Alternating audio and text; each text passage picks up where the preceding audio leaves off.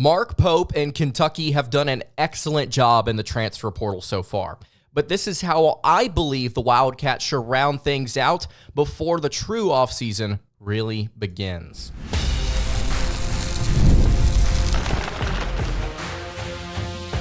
You are Locked On Kentucky, your daily podcast on the Kentucky Wildcats, part of the Locked On Podcast Network, your team every day. All right, what's going on, Big Blue Nation? Welcome on into Locked On Kentucky, your daily Kentucky Wildcats podcast. I'm your host, Lance Dawe. On today's episode of Locked On Kentucky, we are going to be taking a look at UK's roster. A plethora of transfer portal pieces have been added thanks to Mark Pope. What else needs to be done to this roster? A couple of spots I believe need to be filled, and we're going to discuss players that could fill those spots. Also, Jaxson Robinson, the transfer player from BYU. What is his current status? Why have we not heard anything about him to UK just yet? And then to round out the show, going to discuss a transfer player that entered just late last night. That is an absolute bucket getter I think Kentucky would love. Today's episode is brought to you by FanDuel. You can make every moment more, and right now, new customers get $150 in bonus bets with any winning $5 bet. That's $150 with any winning $5 bet. You can visit FanDuel.com/lockedon to get started. Thank you so much for making Locked On Kentucky your first listen every single day. Want to remind everyone out there that we are free and available on all platforms. And if you are watching on YouTube, I would greatly appreciate it if you subscribe to the show. And if you are listening on podcast, I would greatly appreciate it if you subscribed there as well. All right, so let's go ahead and get into it. Kentucky right now currently has 9 players on their roster, 7 of them from the transfer portal. Mark Pope has gone out and done some serious work here over these past 2 weeks, and I've been genuinely impressed with how he and his staff have hit the portal and just been so aggressive, and they've landed some really good talents. Today, I want to take a look at every single player that Kentucky has right now. I want to divvy them up by the position I believe they will play. And then I want to talk about the 2 spots Kentucky has to fill to finish out their roster. We'll start here with point guard.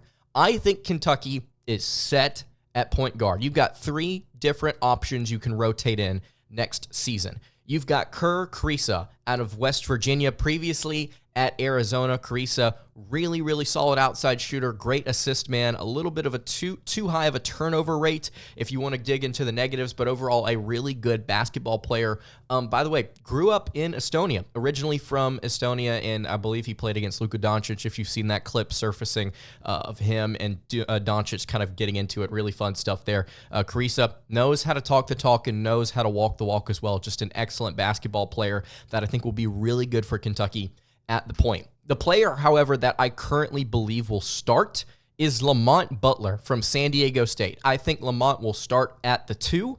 If you want to kind of mix things up, Achor could play at Lamont will start at the 1. I think Achor could play at the 2, maybe, but I think he's going to be primarily used at point. Butler, defensive menace, really solid player coming out of San Diego State, hit that buzzer-beating shot to take the Aztecs to the national championship just a couple of seasons ago. And then a 4-star point guard out of the state of Kentucky in Travis Perry, who is an excellent three-point shooter in his own right and just a very smart basketball player all around. Those three guys I think are going to be holding it down for Kentucky at the point. UK is fine at that position. Then you get to shooting guard. Could Perry play a little bit here? Maybe.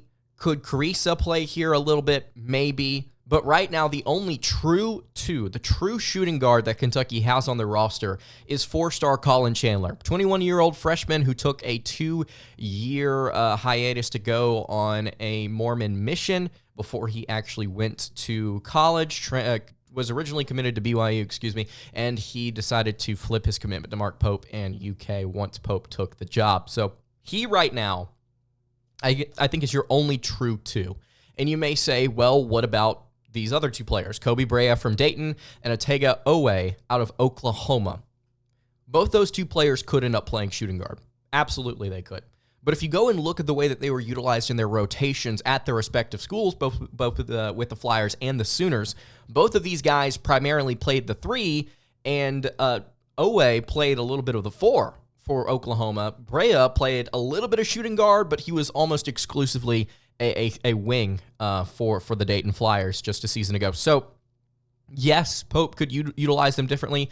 Absolutely could happen. Nothing wrong with it, by the way. Having a really tall shooting guard would be excellent. Both those guys shooting at a very solid clip from beyond the arc. Brea, literally the best shooter in the country.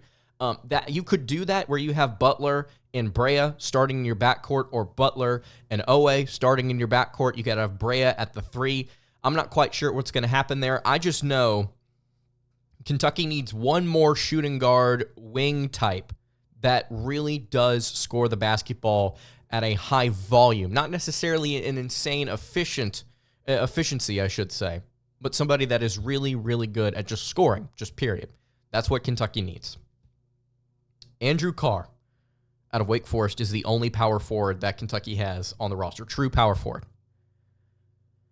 Kentucky needs a shooting guard that scores, and they need a power forward that, frankly, scores. And not like Carr is a slouch. If I'm not mistaken, he was averaging double digits with the Demon Deacons, and he's a good outside shooter to boot. But Kentucky needs somebody that can handle, that can score. That was a proven score for their team a season ago. 15 to 16 points per game, 14, 15, 16 points per game, that can really step in and kind of lead the team. Amari Williams and Brandon Garrison from Drexel and Oklahoma State are your 2 centers right now. Both options, I think, are great. I'm excited to see what Garrison turns out to be in the coming years. So you've got point guard lockdown. You've got center lockdown. You've got your 3 spot good. It's fine. Like, you don't have to change anything. It's good what you're doing at your 3.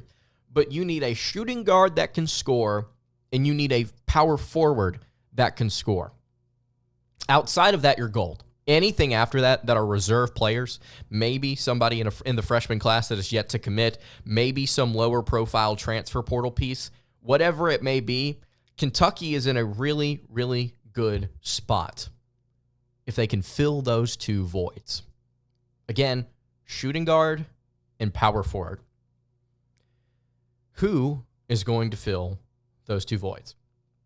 Honestly, you could slide Brea up. You could slide Dawe up. And you could have them play at the 2. In which case, you would still need somebody at the wing, at the 3, small forward, whatever you want to call it, that can go get a bucket. I've got a couple of players here that I want to talk about. Let's start here with, I believe it's Achor or Achor. I don't know how to pronounce it. I've heard people pronounce it differently. It's Achor Achor, or Achor Achor. We're just going to call him Achor. We're going to call him Achor. And if I'm dead wrong, you know what? We're just going to live with it. It's going to be my mistake, okay? And we're just going to live with it. I watched some videos on this kid, and I heard people pronounce it differently, and I know I'm going to be dead wrong. I'm just going to accept that now. Achor is a transfer from Samford that entered the transfer portal last night. 6'9", 222-pound power forward. Averaged 16 points per game, while shooting 58.6% from the floor and 43.5% from 3. He averaged 6 rebounds, 1.5 assists, 1.8 blocks, and 0.8 steals per game. Shot 65% at the rim, true lob threat. He's in the 89th percentile of roll/pop scores. He's a really good player off the ball. Also has a 14% assist rate. He can throw the ball around a little bit as well. He shot 31% on left break threes, which is not great, but he shot 65% on right break threes. This man from Samford, this 6'9" stretch forward, shot just as well at the rim as he did on right wing threes. That is insane. That is crazy. He also has a 9% block rate to boot, 11.2% offensive rebound rate. He's in the 96th percentile of catch-and-shoot players. He had a 67% effective field goal percentage on catch-and-shoot shots a season ago. This is a guy that a point guard can set up and let him cook. I love Achor, if that's what we're going to call him. If it's Achor, if it's Achor, we'll figure it out, okay? We'll figure it out together. This is just a fault of where we're currently at. But he's so good statistically, just on the surface as far as his points, rebounds, assists, almost 2 blocks a game, crazy efficiency both inside and outside the arc, high block percentage, high rebound percentage, high assist rate, great catch and shoot player, great at the right wing from 3. This would be your guy. This would be somebody that could step up and average 12 to 17 points per game coming up this season. This would be the kid right now. If Kentucky's looking in the portal, he'd be somebody that would be my 1 or 1A. The other player that I get really excited about is Jaxson Robinson. What's going to happen with Jaxson Robinson? Let's talk about him and what he could do for this Kentucky team in just a second. Before I do that, though, I want to tell you guys about our friends over at Monopoly Go. We got to pause here to talk a little bit about Monopoly Go, and I know what you're saying. We've already talked about this, but I want to continue to tell you guys about how just there's so many different things to do in this game and just how fun it is, because I've been playing it for several months now with my friends. They got me into it. It's been super, super fun. It's a large group of us playing at this point now. Monopoly Go has been, for me, for the past few months, just all about the competitive side, right? Being able to go and steal riches from other friends' vaults and being able to play on all these different boards and compete against each other, and that's been really, really fun. And it's a great aspect, but you can also, beginning to become more okay with the fact that you can actually team up with your friends instead of going against them. You can team up for time tournaments where you can work together to build up each other's boards, and then later you can go and tear them down and just create some really fun havoc. The more you win together, though, the more awesome prizes you unlock. And there's so much to get. You can get unique stickers. You can trade with your friends to complete big albums for even big prizes. They've got cool new playing pieces to travel the boards with, hilarious emojis you can put in those albums for taunting friends when you smash their buildings or heist their vaults. Every single day, there's something new in Monopoly Go. Always something new, like timed events that help you win big. It can give you massive multipliers for everything you win. You can have rent frenzies as well. Always something fun to discover in this game. So get off the bench and go download it now, free, on Google Play or the App Store. Download Monopoly Go today. Game on with Monopoly Go. All right, continuing along here on the Thursday edition of Locked On Kentucky. Lance Dawe hanging out here with you. Again, I appreciate you guys tuning into the show today. If you have not subscribed to the show, whether that be on YouTube or on podcast, I'd appreciate it if you did that. Thank you so much to everybody who has already checked out the show. So we talked about Kentucky's roster. We talked about the 2 spots that they need to fill at shooting guard and power forward. And then there's our option there, the transfer from Samford in Achor, or Achor, whatever you want to call him. We're going to find out. We're going to find out soon. He, I think, would be the perfect player to get at power forward if Kentucky does not get Jaxson Robinson. What's currently happening with Jaxson Robinson? What's going to happen with Robinson? In case you don't know, Jaxson came off the bench for the Cougars a season ago, averaged over 14 points per game, shot 35.4% from beyond the arc, was just a very solid 6-man for them. If I'm not mistaken, was the Big 12 6-man of the year. Leading scorer on the team coming off the bench, previously at Texas A&M and Arkansas before transferring to Pope and the Cougs. They turn him into something special, and he is a potential NBA draft pick. As of right now, Jaxson Robinson is considering the NBA draft while also having entered the transfer portal. It is official. He put that post out just a few days ago about how he is going to enter the portal while still considering the draft. And so here we are now, days later, after everybody got really excited and they said, oh my goodness, Kentucky should be the favorite to land Robinson, right? They should be the guy. They should be the team to land this guy, and he should be excellent for them in 2024-25 season. And so far, through a few days, nothing. There's been no news. There's been nothing from Robinson's camp. There's been nothing from Kentucky. You're not reading anything on message boards about him. It's all just been silent. And I don't necessarily think that's a bad thing for a couple of reasons. First off, Kentucky just got 7 transfer portal players in the span of about 2 weeks. I think things are going to be okay if they slow down a little bit. I think that's fine. There's nothing wrong with taking your time, making a decision as to where you want to go or if you want to stay in the NBA draft. I think Robinson is probably mulling those things over right now, and it's a very good thing he's not making a rush decision. Wow, cannot speak. Second thing here, every single time things have gone quiet on the Kentucky front over these past couple of weeks, something good has ended up happening. Did you guys think that Kentucky was going to end up with Kerr Kriisa? Up until the day of, did anyone out here know that he was even a possibility? No one did. No one did. This staff has done a phenomenal job. I mean, phenomenal job of making sure that they keep their top priorities under wraps. Ever since they had Jeremy Roach go astray, they've been really tactical and very smart with the way that they've handled things. It's impressive. It's really, really impressive. They're not just rolling out here all bold and brash going, oh, well, we're just going to get this player and get this player, and we're hosting them all for visits, and we're making things happen. No one even knew about Kriisa. Quite frankly, no one even really knew about Brandon Garrison until that happened day of. We just looked up and, oh my gosh, Kentucky's got to commit. The only reason we knew Kriisa could commit is because we had reporters saying, hey, there could be two commitments there could be two commitments today a couple of days ago whenever Brea committed. It's the only reason we knew. So I think it's a good thing that things have gone quiet, because normally good things come out of that. And now with Robinson, I think it's a good thing he's taking some time to make this decision, because he's a very good player, excellent wing. And I think that if he does end up choosing Kentucky, this is what Kentucky needs.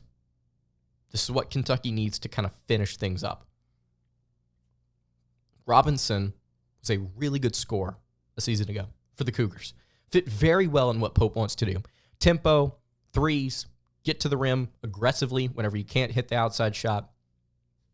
And he's at a position that Kentucky desperately needs to kind of fill out with somebody high profile as far as scoring goes. Because again, to go back to what we were saying ago, point guard's fine. You've got Colin Chandler at shooting guard. You can play Brea or Owe at shooting guard. That's okay. And if you slide one of those guys up, you need somebody at the 3 or the 4, like Robinson, that is a high profile scorer. I personally would prefer to play Robinson at the 4, just so that we can get all of those shooters on the floor at once. Think about a rotation where you have, we'll just say for fun, Kriisa, who shoots 42%, right? You have Brea, who shoots almost 50% from 3, right? Then you have a guy like, we'll just say, Otega Owe in there, who shoots 38%.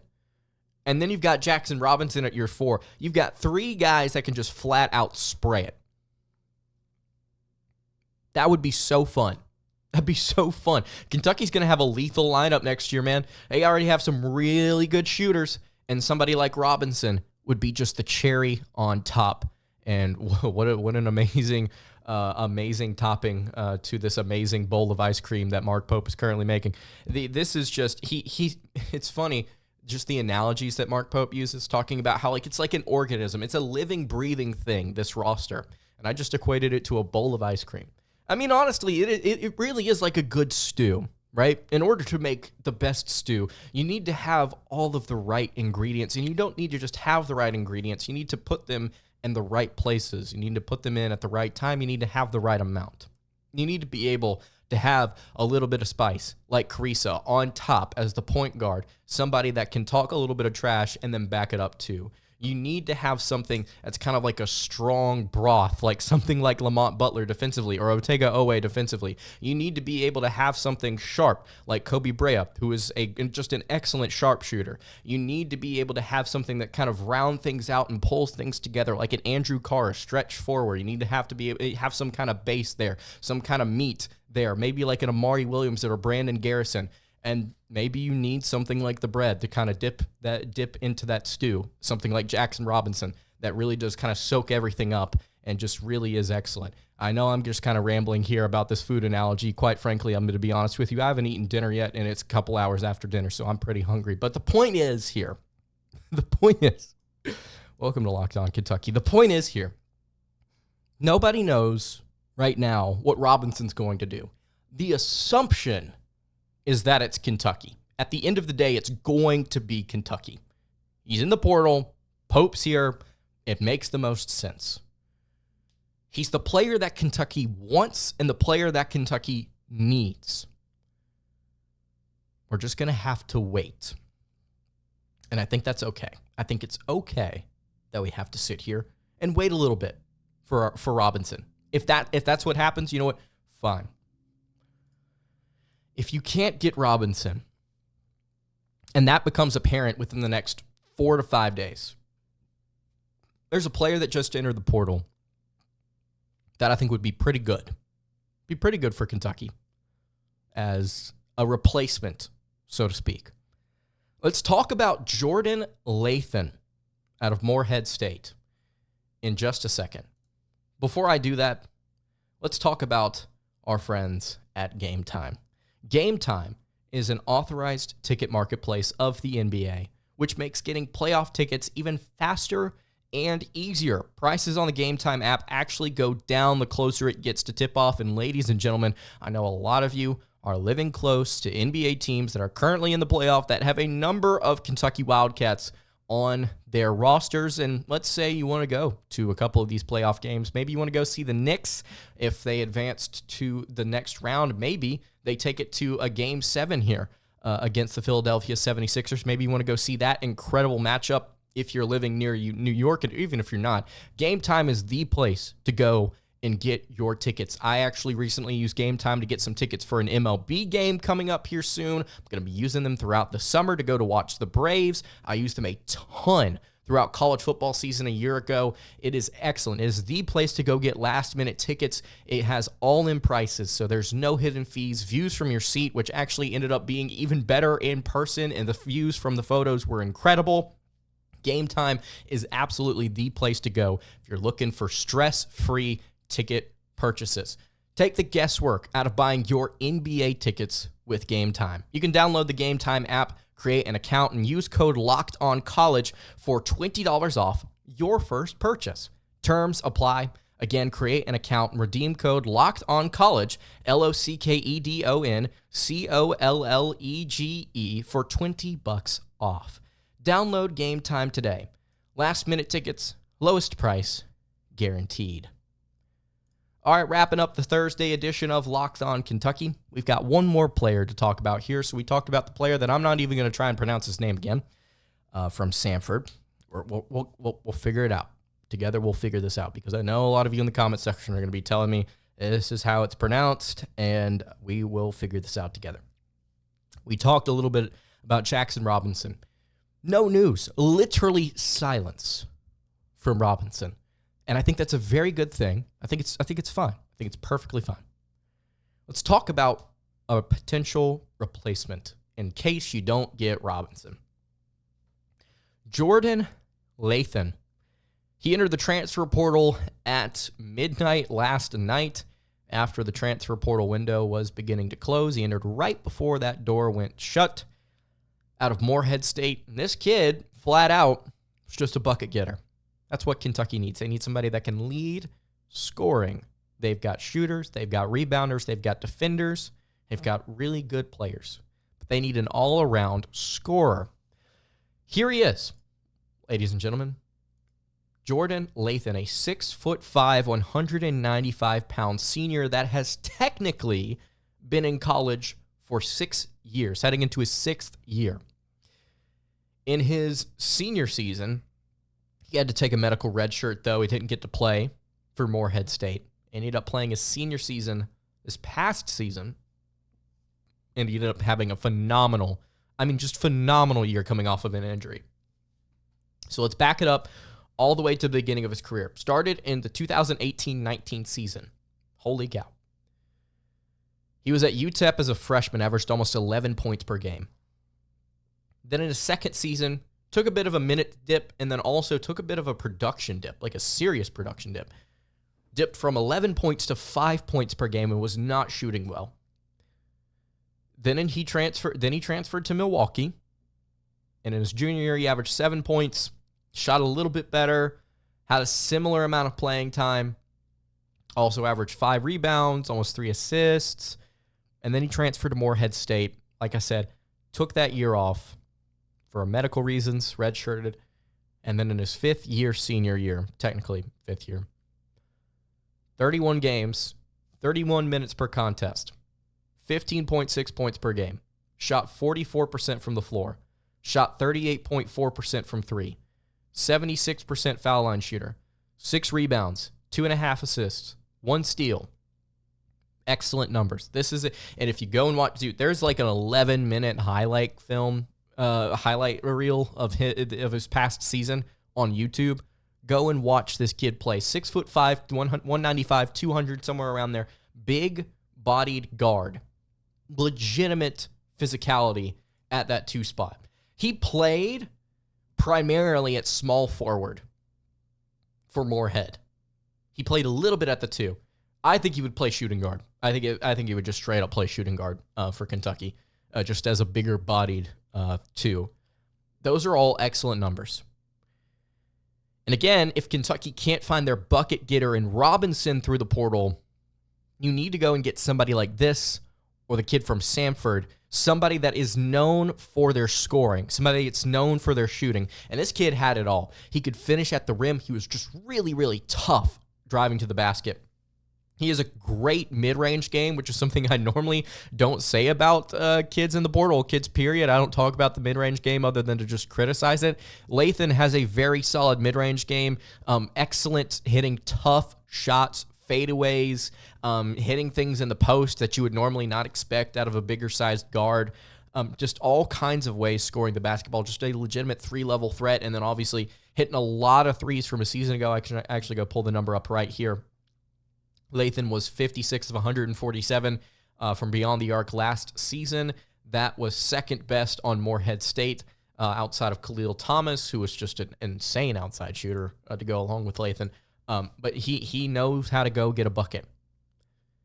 I think this would be somebody that Kentucky would want to take a look at picking up. The experience, the fact that he's been multiple places, the fact that he has the height, the shooting, the all-around game, it's what you need. It's what you need to kind of fill out your roster here.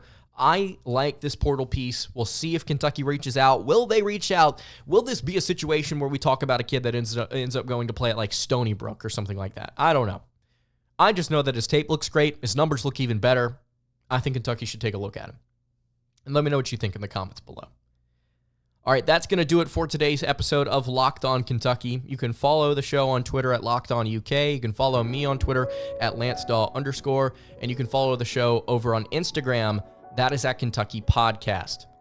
Any questions, comments, concerns, leave those in the YouTube comments below. Hit me on the socials. I will see you all tomorrow for another episode of Locked On Kentucky. Hope you guys have a great rest of your day. And God bless.